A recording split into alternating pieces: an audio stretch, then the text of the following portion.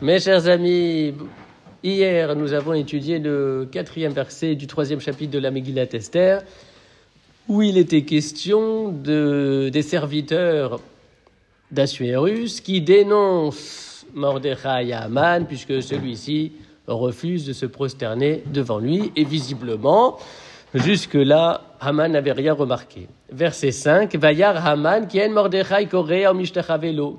Haman s'est effectivement ensuite aperçu que Mordechai ne s'inclinait ni ne se prosternait devant lui, et alors va y aller Haman Chema. À ce moment-là, Haman s'est rempli de colère. Ce n'est donc que lorsqu'on le lui fait remarquer que Haman prend conscience du fait que Mordechai ne se prosterne pas devant lui. Jusque-là, il n'avait rien remarqué. Mais à partir de là, il se met en colère. Il se remplit de colère, nous dit le verset. Ça y est, c'est fait.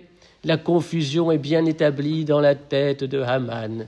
Il savait pertinemment que les actes d'allégeance opérés devant lui étaient purement artificiels et non mérités, puisqu'ils étaient dus à l'ordonnance royale.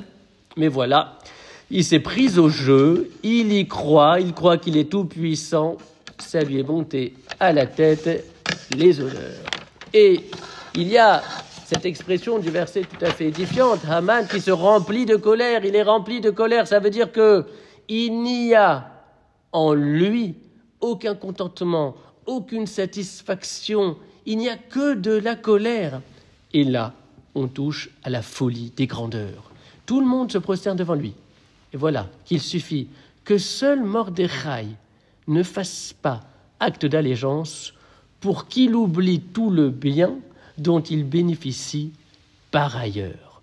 Et de là, on déduit ou bien que Haman a un dysfonctionnement psychologique grave, ou bien qu'il fait sa vie en fonction d'une seule personne sur cette terre et que cette personne s'appelle Mordechai.